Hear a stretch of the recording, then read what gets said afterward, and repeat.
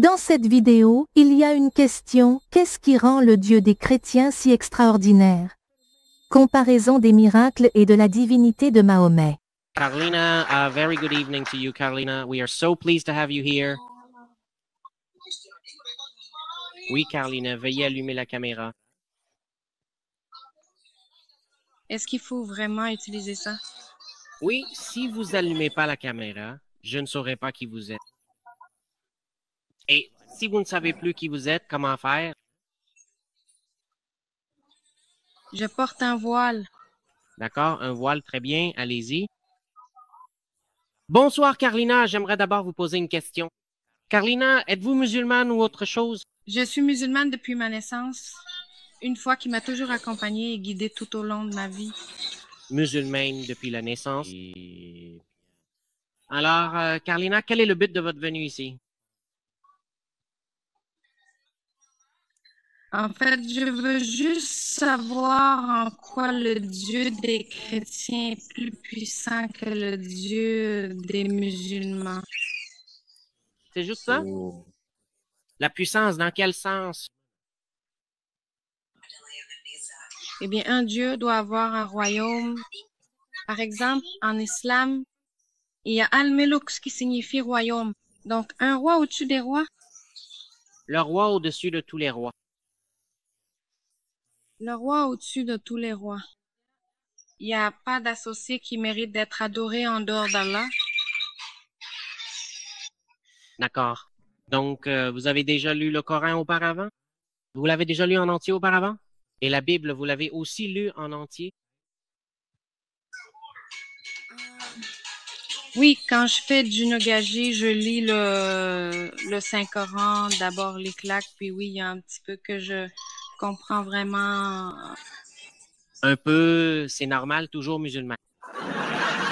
Bien, donc concernant la grandeur, c'est comme ça. Donc, si nous lisons la Bible et aussi le Coran, les deux revendiquent la même chose. Qu'il est le roi de tous les rois. Dans la Bible, Dieu est le roi de tous les rois. Dans le Coran, c'est pareil. Malikinas, le roi des hommes, les deux revendiquent la même chose. N'est-ce pas? Oui, c'est selon l'islam. Votre sourate? Oui, selon la Bible aussi, il est également le roi de tous les rois. Selon le Coran aussi, le roi de tous les rois. Mais je voudrais poser une question. Durant toute la vie de Muhammad, qui prétendait être le messager d'Allah, est-ce qu'une seule fois Muhammad a accompli un miracle? Oui, parce que Mohammed était un prophète, il n'était qu'une simple créature humaine. Donc, si Allah le Tout-Puissant ne le veut pas, s'il n'a pas de miracle divin, eh bien, il n'a absolument rien.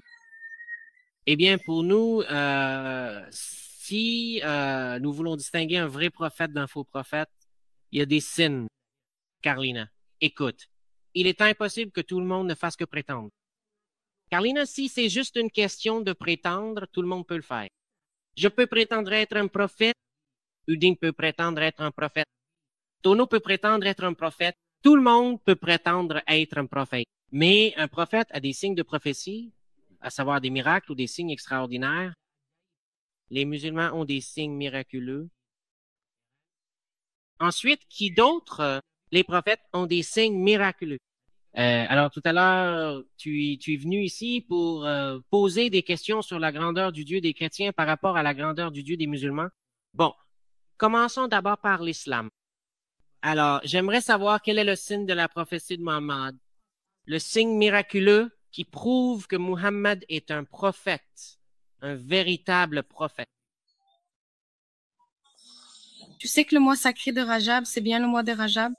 Si il commémore ce mois béni de Rajab, c'est précisément parce que le prophète Mohammed a été élevé aux 7 cieux pendant le mois de Rajab. En signe de prophétie, Mahomet a dit qu'il y a 7 couches de paradis.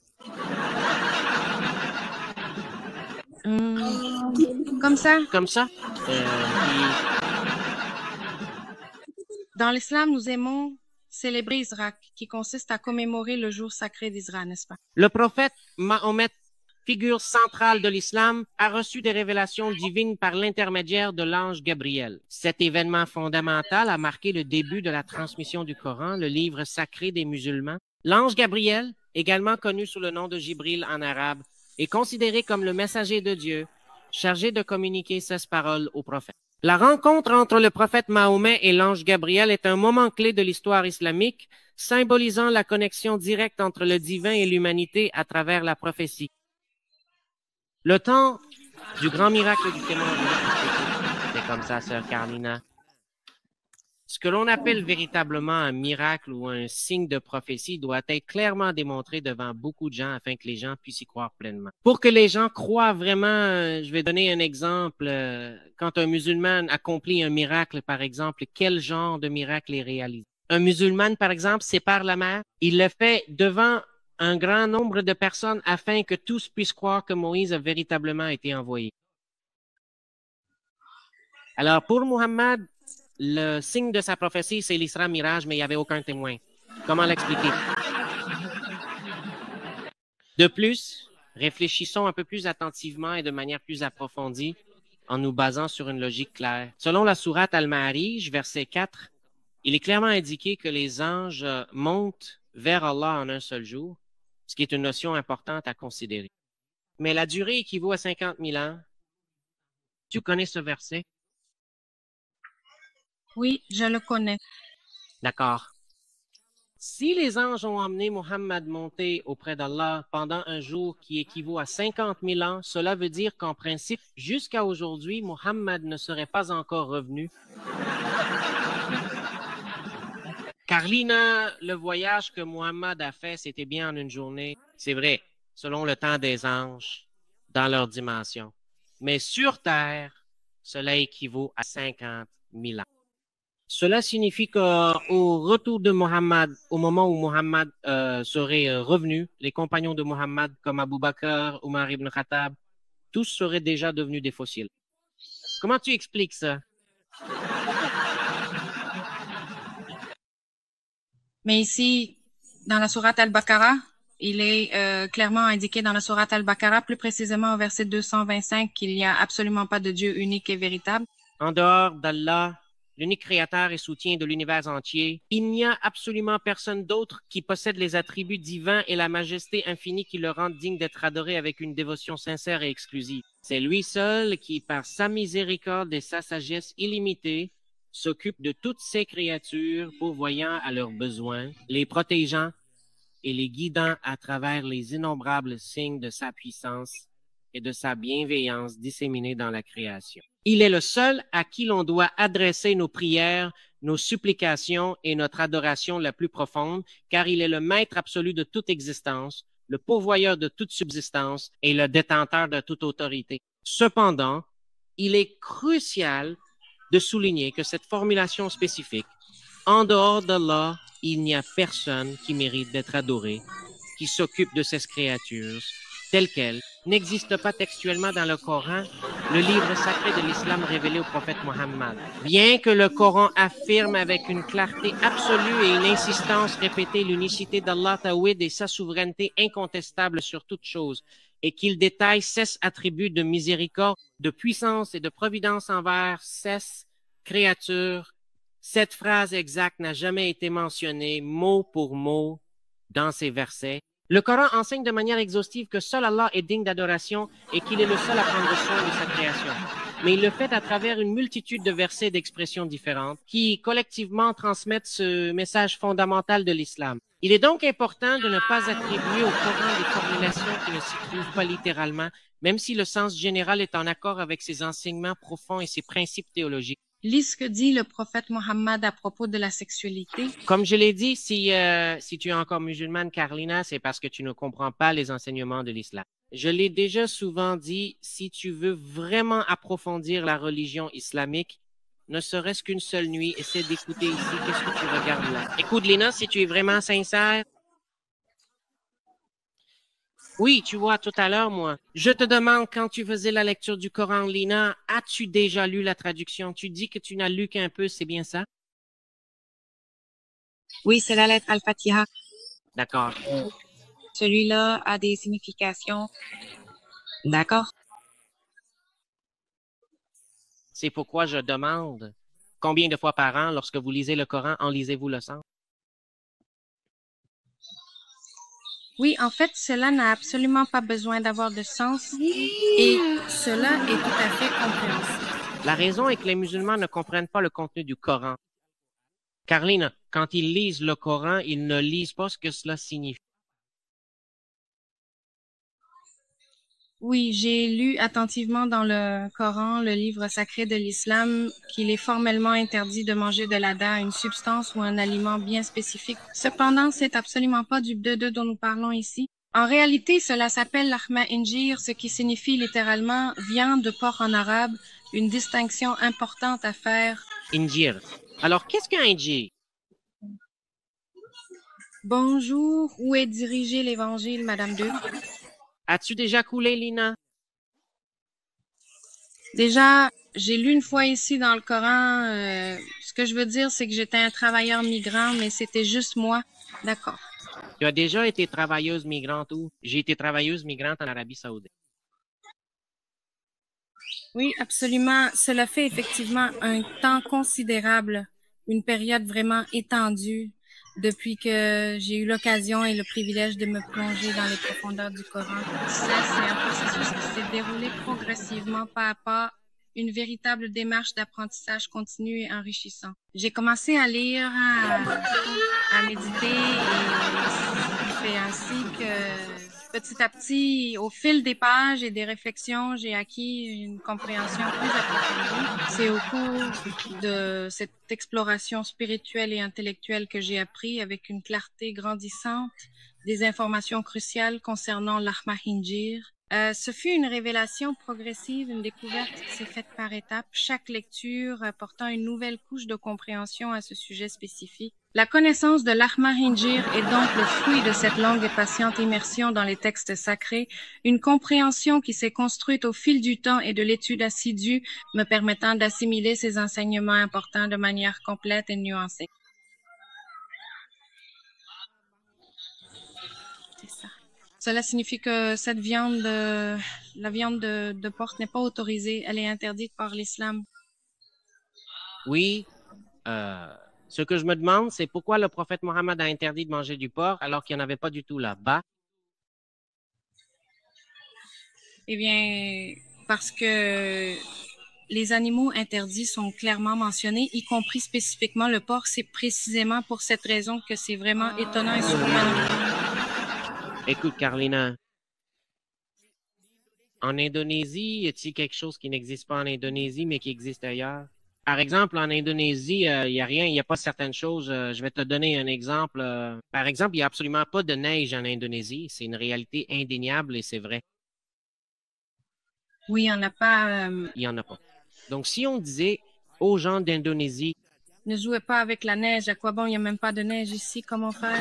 C'est une situation vraiment déconcertante et cela rend toute tentative de jeu avec la neige complètement vaine et irréalisable. Écoute, Léna, il est impératif que tu comprennes bien cette réalité de la situation actuelle. essaie de te concentrer. Quel était le sujet que tu voulais aborder depuis le début? Parce qu'on saute déjà d'un sujet à l'autre. Tout à l'heure, je demandais un signe de la grandeur d'Allah. Sous forme de miracle accompli par Allah, il n'y en a pas.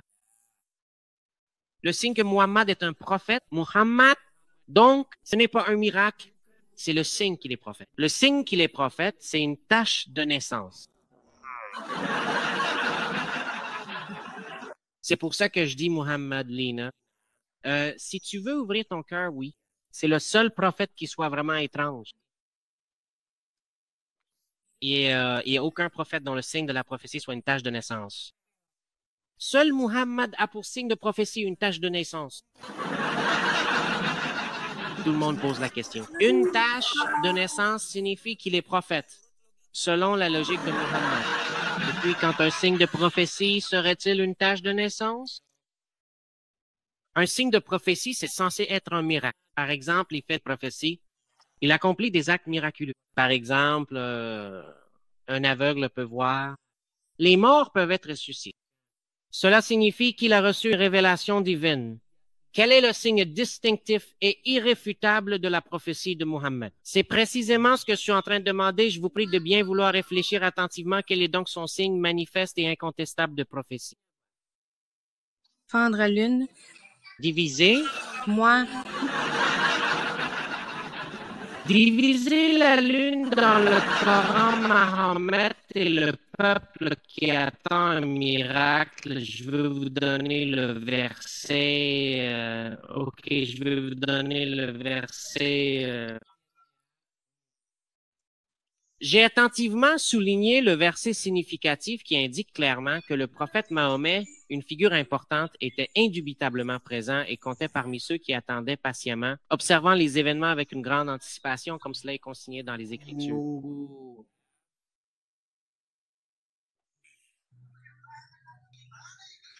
Notez que nous donnons l'origine du Coran, le livre sacré de l'Islam, en fournissant des détails sur sa révélation progressive au prophète Mahomet. Attends un instant, sois patient, d'accord? Prends ton temps.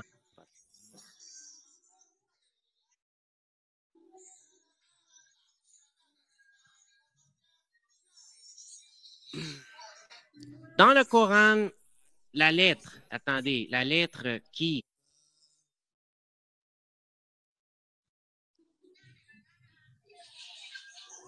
et c'est la sourate 10, verset 20.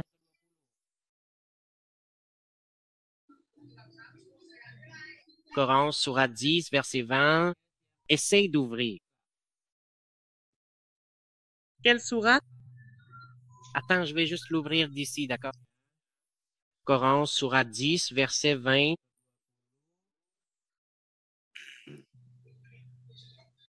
C'est dans le Coran, sourate Yunus, verset 20.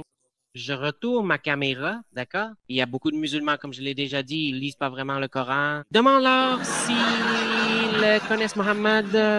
Ils ne savent pas que Mohammed n'avait pas de miracle. Bon, je vais lire, d'accord?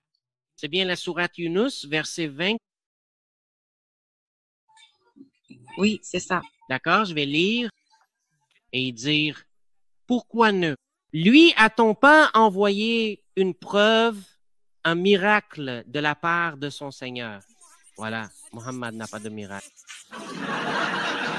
Si avait eu un miracle, il n'y aurait pas ce verset. Pourquoi ne lui a-t-on pas envoyé?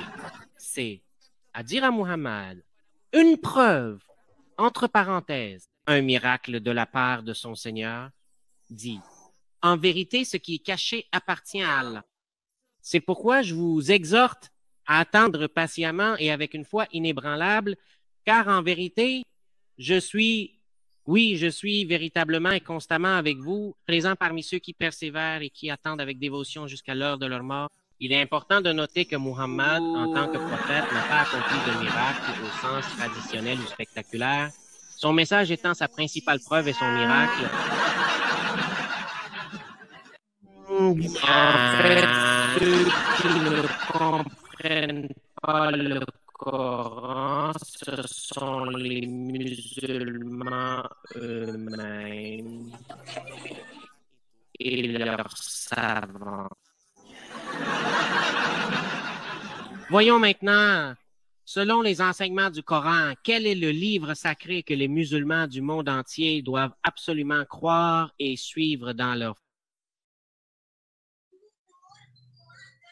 Eh bien, mon livre sacré pour les musulmans, c'est le Coran, n'est-ce pas? Mon prophète bien-aimé est mon prophète Muhammad et mon robe, le Seigneur de l'univers, est Allah subhanahu wa ta'ala. OK, y en a-t-il dans le Coran, il est commandé de croire à la Torah et à l'Évangile?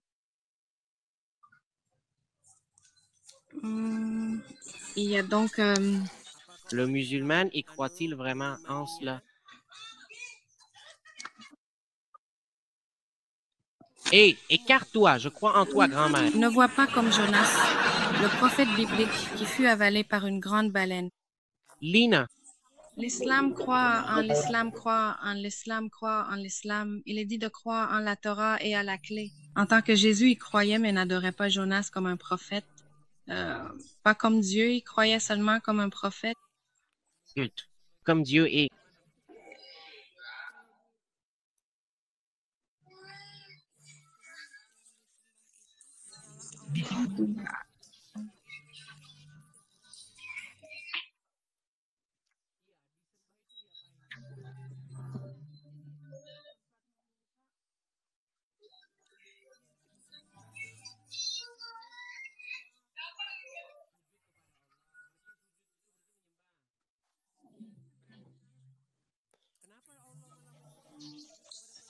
Demandez, implorez sincèrement le pardon uniquement auprès d'Allah le Tout-Puissant. Et liberté, prosterne-toi et adore. Maintenant, demande pardon, alors crois tes amis musulmans. C'est une vérité absolue qu'ils ne comprennent absolument pas ce qu'est réellement l'islam, mes chers amis. Même quand on leur demande s'ils adorent véritablement l'islam. Ils ne savent pas ce qu'est l'adoration.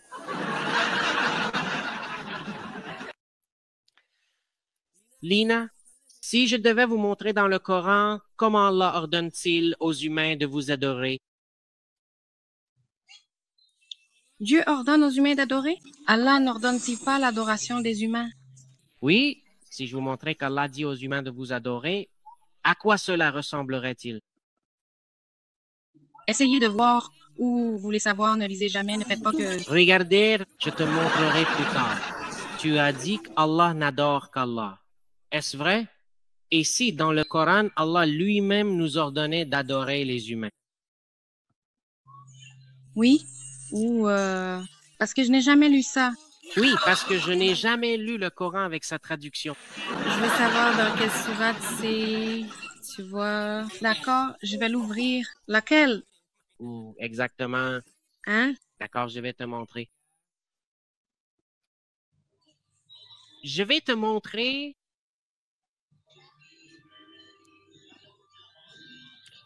Voilà, dans le Coran, dans le Saint-Coran.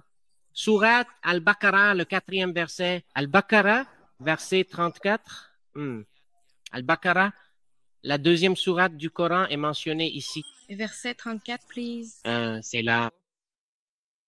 Il y a... Bon, je vais inverser la situation. Allah dit aux gens de se prosterner et d'adorer. Salut, le vrai Herman, je suis Herman. Je ne suis pas Herman, ouais, parce que je sais qu'ils lisent le Coran, mais ne le lisent pas. Cela signifie qu'elle est déjà présente à l'écran. Je vais essayer de regarder attentivement. OK, il s'agit de la sourate Al-Baqarah, la 2e sourate du Coran. Comment? Oui, ici, il est question de la création de l'homme. Cette créature unique et complexe et de sa domination, une responsabilité immense et sacrée sur la terre, ce vaste et magnifique domaine. Souviens-toi, avec une attention particulière, lorsque ton Seigneur, dans sa sagesse infinie et sa grandeur inégalée, dit aux anges, ses messagers célestes et obéissants, en vérité, je vais établir un calife, un vicaire ou un représentant sur la terre pour y gérer ses affaires et y faire régner la justice. Ils dirent alors, avec une certaine interrogation et une curiosité légitime, pourquoi veux-tu établir un calife sur la terre alors que nous, les anges, te glorifions et te sanctifions sans relâche? Sur la terre, il y aura des gens qui vont y semer la corruption et verser le sang. Alors que nous ne cessons de te glorifier par tes louanges et de te sanctifier. Le Seigneur dit, en vérité, je sais ce que vous ne savez pas. Et il enseigna à Adam les noms de toutes choses. Puis il les présenta aux anges et dit, dites-moi les noms de ces choses si vous êtes véridiques. Si vraiment vous êtes véridiques, ils répondirent, gloire à toi. Nous ne savons rien en dehors de ce que tu nous as enseigné. En vérité, c'est toi l'omniscient, le sage. Il dit, ô Adam, informe-les de ces noms. Après qu'il leur eut fait connaître les noms de toutes les choses et de toutes les créatures, Allah, le Tout-Puissant et le Très-Sage, dit alors, s'adressant à eux avec une question rhétorique, ne vous ai-je pas dit avec une connaissance parfaite et absolue que je connais le mystère profond et caché des cieux et de la terre, et que je sais parfaitement ce que vous divulguez ouvertement et ce que vous cachez secrètement dans vos cœurs et vos pensées? Bien, les 4. Et rappelle-toi lorsque nous dîmes aux anges, prosternez-vous devant Adam. Ils se prosternèrent tous, sauf Iblis.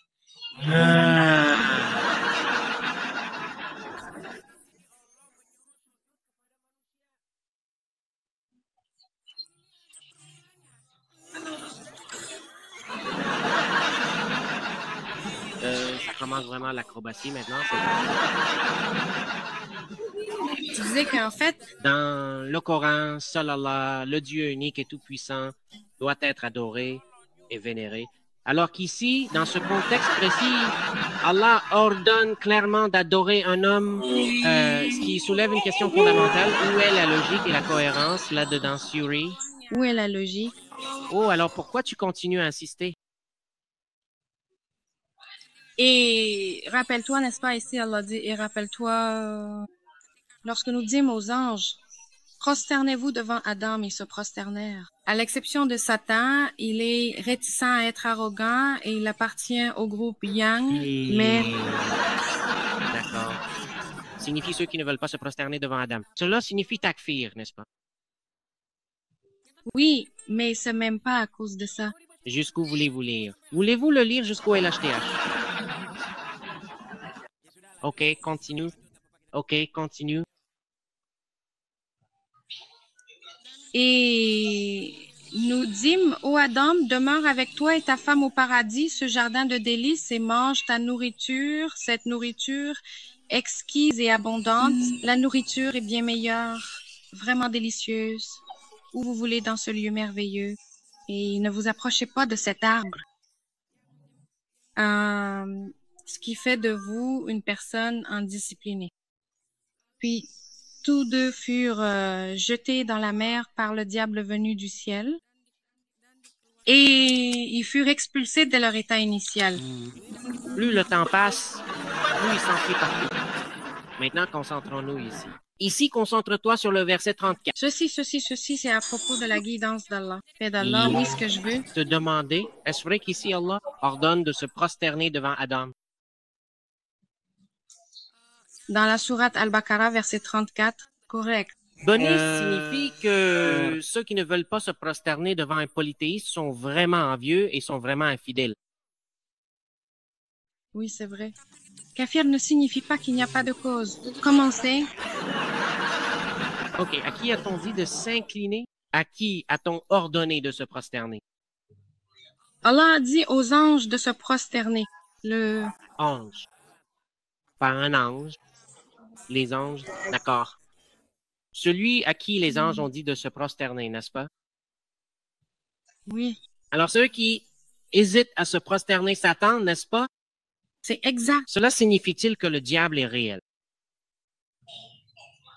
Kalina, c'est diable, c'est lui. Attends ma question. Y a-t-il un diable? Dit de se prosterner? Prosternez-vous devant Allah. Non, essayez. Prendre note. Vous vous souvenez quand nous avons dit dire aux anges ou dire au diable? Et souviens-toi bien, Kazi, nous avons dit aux anges, oui, nous leur avons dit cela. D'accord. Donc ceux à qui il a été ordonné de se prosterner, ce sont les groupes, les anges, c'est bien ça? C'est exact. Alors, Iblis a-t-il aussi reçu l'ordre de se prosterner ici? Oui, n'est-ce pas? Oh là là, oh là là. Ça commence. Ceux à qui il a été ordonné de se prosterner, ce sont les anges, puis Iblis a refusé. Mais à quel moment Iblis a-t-il reçu l'ordre de se prosterner?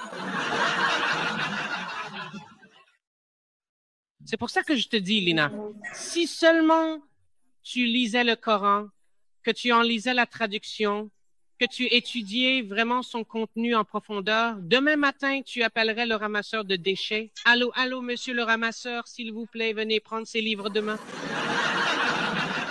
Comment? Mais Je ne l'ai pas encore lu. Je n'ai lu que jusqu'au 39. Donc, je pourrais répondre plus tard. C'est pas encore le moment. D'accord. Alors, on va suivre. D'accord. On lit le 35e, d'accord? On lit le 35e. 30, 35, c'est fait. Il ne reste plus que le 36 et le 36. Lis-le, le 36. Puis, tous deux, Adam et Ève, furent entraînés hors du paradis par Satan, l'adversaire, et perdirent ainsi leur état initial de pureté et de félicité. Et nous, le Tout-Puissant, dîmes alors, descendez de ce lieu, car vous serez désormais ennemis les uns des autres, et cette inimitié perdurera. Et pour vous, il y aura une demeure sur la terre et un plaisir de vivre jusqu'à un temps déterminé. Ensuite, le 37. Ensuite, il reçut quelques paroles de son Seigneur. Alors Allah accepta son repentir. En vérité, Allah est celui qui accepte le repentir, le tout miséricordieux. Ensuite, le 38, c'est bien cela, nous dit, alors descendez tous, absolument tous du paradis. Puis, si un guide, un véritable guide vous vient de ma part, quiconque suit fidèlement mon guide, alors il n'y aura absolument aucune crainte sur eux et ils ne seront jamais affligés en aucune manière. Oui. Quant à ceux qui m'écroient et traitent de mensonges nos signes, ceux-là sont les habitants du feu, ils y demeureront éternellement. Ensuite, C'est tout. alors, où est le changement ici par rapport à ce dont je parlais tout à l'heure? Oui, ce sont les mécréants qui ne... Oui, ce que je demande... Tout à l'heure, revenons au verset 34. Dans le verset 34, où est-ce qu'Iblis reçoit des ordres ou... Il n'y en a pas. Il n'y en a pas du tout. D'ailleurs, selon le Coran, dans un autre verset, Iblis a déjà été chassé de Séta du paradis. Si tu lis attentivement le Coran dans d'autres versets, tu verras qu'Iblis, le diable, a déjà été définitivement expulsé du paradis céleste. Alors, comment Iblis a-t-il pu tenter à nouveau Adam? Si tu lis d'autres versets dans une autre sourate du Coran, Iblis a déjà été chassé. Mais si tu lis encore d'autres versets, Iblis se retrouve soudainement de nouveau au paradis. Voilà, c'est, comment dire, un avertissement de Dieu aux enfants d'Israël. On saute encore.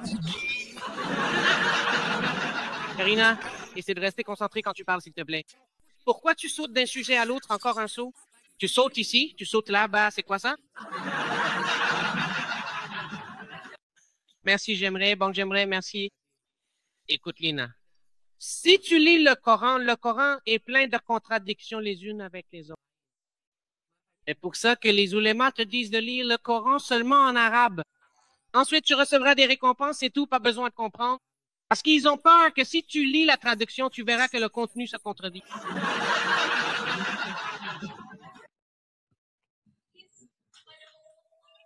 Tu sais, dans un autre verset du Coran, il est dit que Satan a déjà été chassé du paradis. Oui, c'est aussi dans le Coran. D'accord, pourquoi? A-t-il pu encore tenter Adam là, alors qu'il avait déjà été chassé? Il avait déjà promis à Dieu qu'il allait s'égarer de son chemin. Oui, mais Comment se fait-il qu'il soit encore au paradis? Lorsque Satan a été chassé, il a fait une promesse à Dieu, je vais égarer l'humanité. Puis, il lui a été dit, d'accord, tu fais partie de ceux à qui un délai est accordé. Donc, la question qui se pose est, comment se fait qu'il soit encore au paradis alors qu'il a déjà été chassé?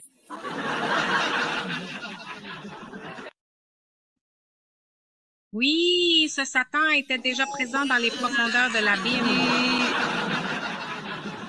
Mais écoute, Alina, regarde ici, arrête de regarder tout le temps ton Coran.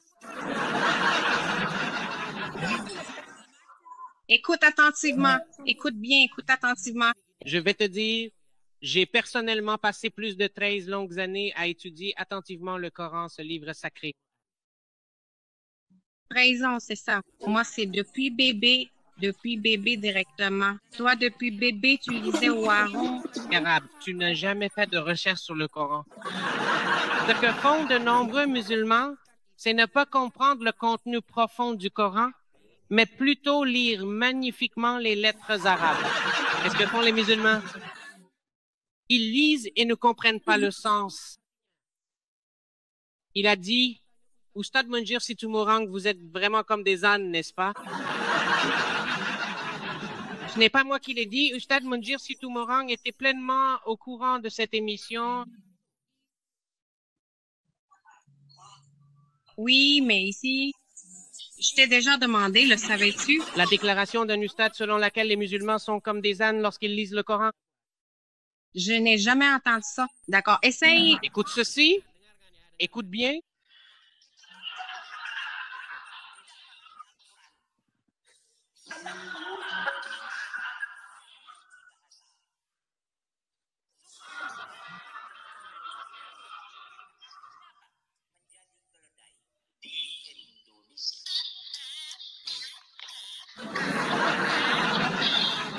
Comme des ânes. C'est pour ça que je dis que les musulmans ne comprennent pas le Coran, car lorsqu'ils le lisent, ils ne lisent pas la signification. Et c'est pour ça qu'ils ne savent pas que le contenu se contredit l'un l'autre. Bien, prenons le cas d'Adam. Essayons, d'accord? Selon toi, Adam avait-il une femme? Adam, c'est Ève, oui, Ève et sa femme. Se sont-ils mariés? Quand se sont-ils mariés? D'après ce que je vois dans le Coran, il n'est pas mentionné qu'ils se sont mariés. D'accord, très bien. Dans le Coran, il est mentionné comment Satan les a tentés pour qu'ils se dévoilent l'un à l'autre. Tu le sais? Ou dans quelle sourate? Très bien, je vais te montrer. Tiens, je te montre dans le Coran, plus précisément dans la sourate Al-Araf au verset 27. Je vais te le lire attentivement, je vais te le montrer clairement et en détail afin que tu puisses bien comprendre ce passage important. D'accord, vas-y. S'il vous plaît, vérifiez-le. Al-Araf, verset 27, vérifiez-le ici. Al-Araf, le verset 27 du Coran. De nombreux musulmans ont apostasié à cause de cela. Si vous utilisez votre esprit, si vous utilisez vos pensées après avoir lu ce verset, un musulman apostasiera. Essayez. Vous l'avez trouvé? Un instant.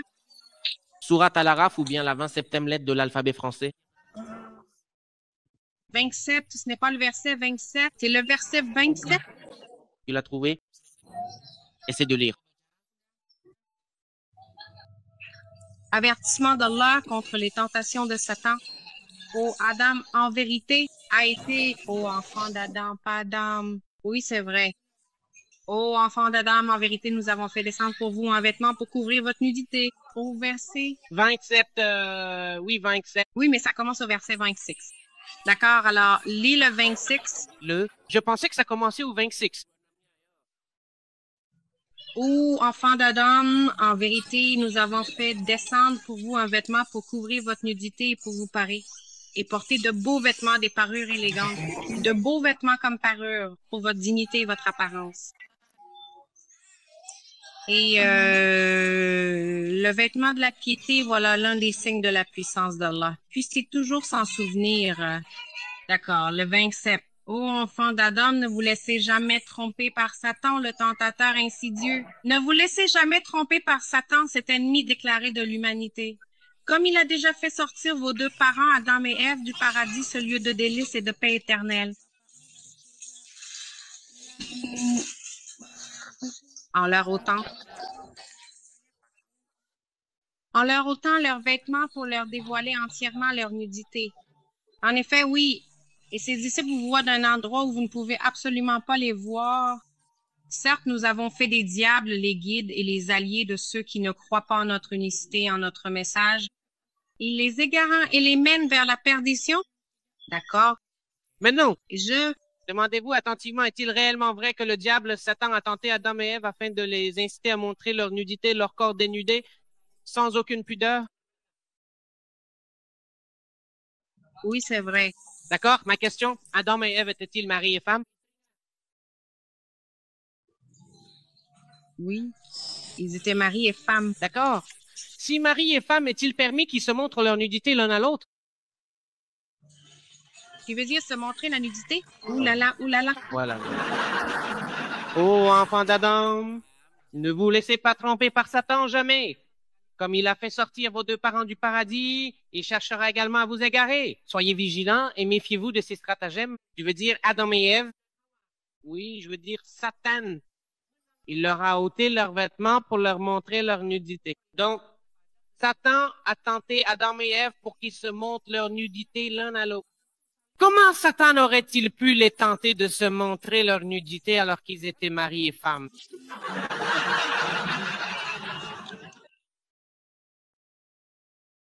Oui, ce sont les problèmes. Peut-être que Adam n'est pas marié. Eh bien, on disait plutôt qu'Adam était marié. Bonjour, je vais d'abord revenir en arrière. Je vais d'abord revenir à mon appareil photo. Je reviens dans 1 minute. Donc, à votre avis, Adam et Ève n'étaient pas mariés au départ? Oui. Alors, pourquoi sont-ils ensemble? Le même. Pourquoi sont-ils ensemble s'ils ne sont pas mariés? Oui, c'est juste le début de la création de l'humanité. D'abord, il y a eu Adam puis Ève. D'accord, Adam a été créé puis Ève, mais ils n'étaient pas encore mariés à ce moment-là? Oui, ils ne se sont pas mariés tout de suite. D'accord. Puis le diable les a tentés pour qu'ils se montrent en parties intimes, c'est ça? Oui, D'accord? Donc, d'après ce verset précis, il semblerait qu'Allah et Adam ne se soient absolument pas mariés, n'est-ce pas? ils n'étaient pas encore mariés, pas qu'ils ne se sont pas mariés, d'accord? Alors, quand se sont-ils mariés? Dans le Coran, on ne lit pas qu'ils se sont mariés. Il n'y a pas de passage disant qu'ils se sont mariés, non? Donc, Adam et Ève, dans le Coran, ont commis l'adultère tous les deux, c'est bien ça? Alors, quand se sont-ils mariés? Essaye de dire quand se sont-ils mariés? Eh bien, si l'on veut vraiment savoir, moi aussi j'aimerais bien sincèrement le savoir, monsieur, peut être que seul Jésus le sait véritablement. Oh, tu pars dans tous les sens. Aïe? Oui, continue, oui. Ensuite, je voulais poser une question à propos de Dieu. D'accord, alors, Voilà, parce que depuis tout à l'heure, je te vois, tu passes d'un sujet à l'autre. Tu passes de A à B, puis de B à C, de C à D, c'est ça? oui, parce que j'ai juste envie de poser des questions. Oui, j'y viendrai après. Mais après, tu vas encore changer de sujet. Chaque fois que je parle d'un sujet, tu passes à un autre.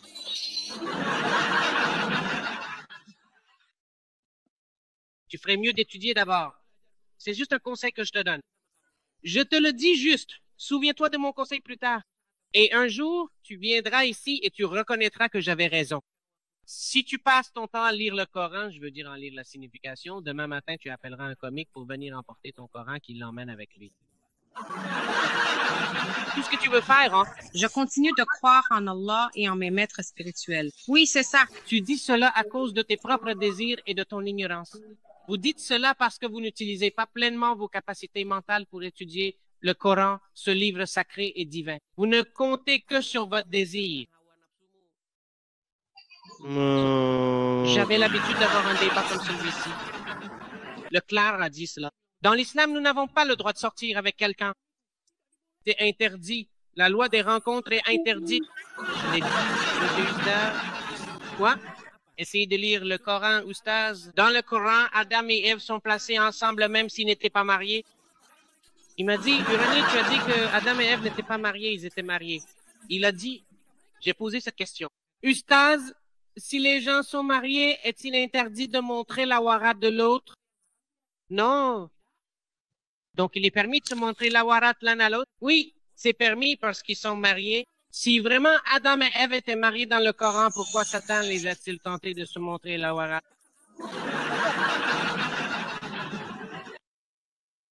Si Satan tente de se montrer la warat, c'est sûrement entre deux personnes qui ne sont pas mariées et femmes.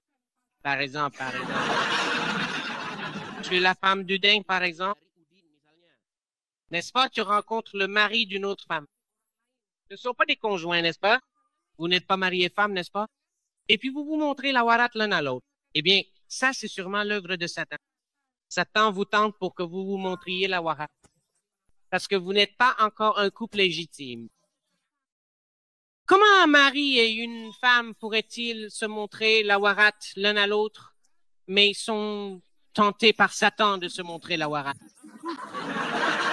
C'est pour ça que je dis aux oulémas qui affirment que dans l'islam, il est interdit de sortir ensemble. Dites-leur de lire ce verset, lisez ce verset. Pourquoi Allah a-t-il placé Adam et Ève ensemble alors qu'ils n'étaient pas encore un couple? Cela signifie que c'est la preuve que dans la religion islamique, il est permis de sortir ensemble.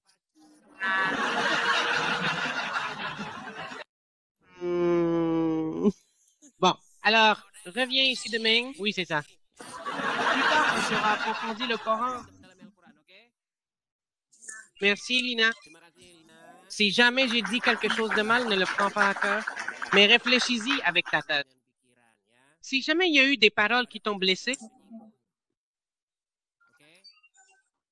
merci, Lina. Je prends congé. Je veux juste te dire une chose avant de partir. Si tu suis Muhammad, ta destination sera l'obscurité. Pourquoi est-ce que je dis l'obscurité? Parce que Muhammad lui-même, il est dans la tombe. Alors que si tu suis Jésus, tu connaîtras la lumière. Parce que Jésus a dit, le chemin et la vérité. je suis la lumière du monde. Celui qui vient à moi ne marchera pas dans les ténèbres. Je suis simplement Dieu. Je suis simplement les ordres d'Allah. Vous suivez? Le commandement de Mahomet. Votre Dieu est Mohammed qui est dans le Qudura. Oui, je ne comprends vraiment pas du tout. C'est ce que tu as dit. Qu'est-ce que ça veut dire? Je témoigne que... Quoi? Qui témoigne? Témoigner, c'est sûr. Oui, je suis sûre que je témoignerai. Qu'est-ce que le témoignage? Témoigner, c'est que c'est certain. Certain, c'est comme être certain. Oh, quelqu'un qui... Tu vois, non? Témoigner. Témoigner. Oui, en étant témoin de cela... Tu peux le voir en direct, non? Oui, témoigner simplement. Asadu la ilaha illallah wa asadu anna Muhammadur Rasul. Lina, Karine? Quelqu'un qui témoigne et quelqu'un qui a vu, n'est-ce pas? Oui, ceux qui voient cela sont nos enseignements. L'enseignement de Asadu la ilaha illallah. Laissez-moi d'abord répondre ces deux questions. Si je lui parle, ça va d'abord me donner un mal de tête. La réponse se trouve dans le verset de la Bible 1 Timothée 6, 15, c'est, à dire au moment qui sera déterminé par le seul souverain, le bienheureux. Le roi des rois et le seigneur des seigneurs. Jean 14, 6, Jésus lui dit, je suis le chemin, la vérité et la vie. Nul ne vient au Père, le Dieu Tout-Puissant, si ce n'est par moi, Jésus-Christ, le chemin, la vérité et la vie. Ce passage fondamental est tiré de l'épître de Paul aux Philippiens, chapitre 2, versets 10 et 11, afin qu'au nom de Jésus, le nom au-dessus de tout nom, tout genou fléchisse, reconnaissant ainsi son autorité divine, non seulement dans les cieux, mais aussi sur la terre, et même sous la terre, et que toute langue confesse ouvertement et avec conviction que Jésus-Christ est Seigneur, le souverain incontesté, à la gloire éternelle de Dieu le Père. Mes chers frères et sœurs, dans la vidéo que nous venons de regarder ensemble, il y a une question qui rend beaucoup de gens perplexes, en colère, ou bien qui acceptent toutes les explications d'Edis TV, et nous devons tous respecter cela. N'hésitez pas, chers spectateurs, à juger par vous-mêmes et à donner votre avis dans la section des commentaires de Questions-Réponses TV concernant les explications d'Edis TV. Merci à tous les spectateurs de Questions-Réponses TV, que le bonheur soit avec vous.